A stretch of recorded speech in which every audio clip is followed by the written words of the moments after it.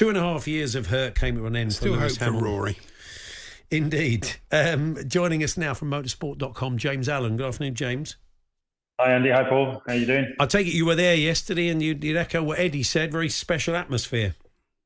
I was there yesterday. I was there all weekend, actually. It was an amazing atmosphere on Saturday when, as you say, the quali happened and you got 3 Brits in the top 3 places. That kept changing all the while as well. And I think it was a very, very special atmosphere. It's interesting that Eddie mentioned, compared it to Nigel Mansell, because it was a bit like that famous 1992 win of Mansell's, and just in terms of the euphoria, the crowd was so into it. It was like being in a football crowd, punching the air and cheering when there were overtakes going on. And it was absolutely amazing. But there was just an amazing sympathy, I think, for Hamilton, not having won a race since, as you say, 2.5 years. And he was so emotional at the end when he got out of the car. And you know what I took out of that is it just shows how much it means to him. He's won 104 Grand Prix, way more than anybody else in history, 7 World Championships. And that's how much it means to him to win a race, just shy of his 40th birthday. So quite incredible. It is a great story. It's like Tiger Woods winning the Masters after all those years. There's something about a great champion winning after not winning for a long time always is very romantic. I mean, there is. The thing is, I'm sure the casual F1 watcher will be wondering, James, what have Mercedes done to sort of play catch-up? Because we couldn't see this at the start of the season, could we? Well, this is modern F1. The cars are pretty close together on performance, and it might look like people are sort of hopeless from race to race, and then they make a small modification on the car, or sometimes a big modification on the car, and it moves them forward. And you've seen it last year with McLaren. They were nowhere at the beginning of the season, and they ended up giving Verstappen a real run for his money in the final part of the year. So it's just very close now. I mean, the gaps between the cars are tiny in performance terms, and as you say, Mercedes have now had 2 wins and a pole position in the last 2 Grand Prix. And Hamilton was certainly on form, especially because it was a classic Hamilton win also in that the conditions were so difficult. I mean, I was sitting there actually in it and looking at it, and it was raining, then it wasn't raining. And then I was looking at this puddle just by the side of the racetrack where I was located, and sometimes the water was hitting it harder, and sometimes less. And you could see the drivers sliding around because they stayed on dry weather tyres for much longer than I would have imagined as well. So don't underestimate just how incredibly difficult the driving was for all of them. And on days like that, Hamilton does come to the fore. It's got quite exciting, isn't it, recently? It's stopped being a total procession, and it is a procession still for Verstappen, but it's good for the sport, isn't it? It is. Are you starting to get a bit more into it?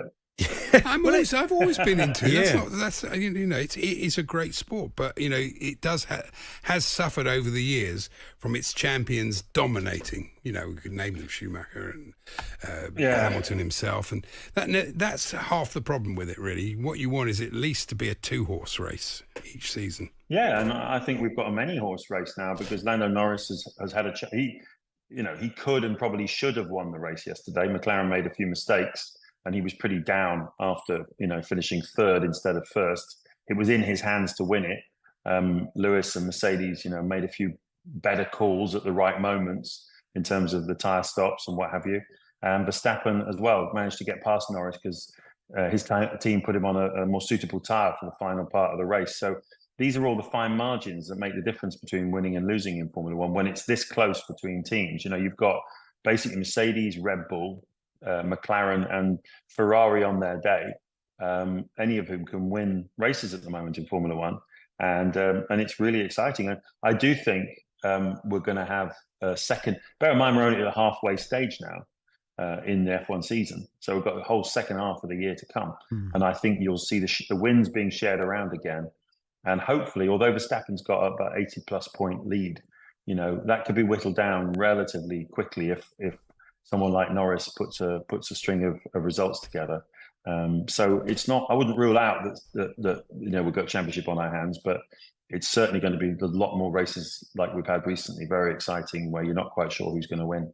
Do the teams like Mercedes and McLaren are catching up? Do they ever say why, what they've done to the cars, or has it been like the Colonel and his 11 herbs and spices he can't let on. And I just wonder if Lando Norris maybe had a black box on his. He's quite young. Maybe the insurance company just said they've taken the black box off so he can drive a bit more freely now. But yeah, do they ever tell you what they've done or not? Do they keep it in house? And remember to take the sticker off the rear wing that says I've got a black box fitted. Don't get cross with me. No, they do actually. They have to. They have to show what's. They have presentations of the cars and stuff. So the people that are really into that kind of stuff can see the differences. And mostly it's kind of aerodynamic things. It's little things that make the car more efficient. Give it more. Push it down into the ground around the corners a bit more and that sort of stuff, and just give the car more grip.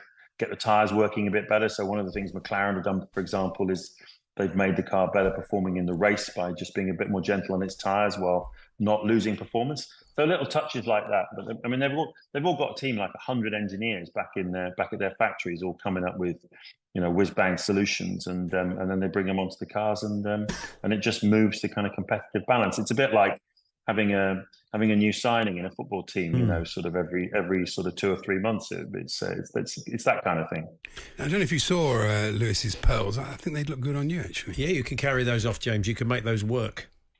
Yeah, I try to rock them whenever I can. It's a couple of weeks finally to Hungary. Let's hope this isn't a sort of outlier. I mean, he'd have a lot of catching up to do, but it would be great to see him now go on a bit of a run. What do you think? Well, I think you mentioned in your intro that this was his 9th win in the British Grand Prix at Silverstone. And, if I had to put in the list of the circuits where Hamilton has been his most effective and most successful, Hungary would be right at the top of that list. He's always been mighty around there. So if the Mercedes is back in business, as it looks like, then I would say that Lewis will be certainly up near the front in Hungary as well. And then we'll take it from there. We'll see where we go, because I'm sure Red Bull will have to come up with something to try and respond here to keep their noses in front. And McLaren are due to have a bit of a run, I think. They've been a little bit unlucky. Norris has made a few mistakes. The team have made a few mistakes. But I still think that's the fastest car at the moment in Formula One. So I'm also expecting Norris to put a string of wins together in the second half of the year. Paul Hawksby and Andy Jacobs, Monday to Friday afternoons 1 till 4 on AM, on DAB, via the talkSPORT app and on your smart speaker. talkSPORT.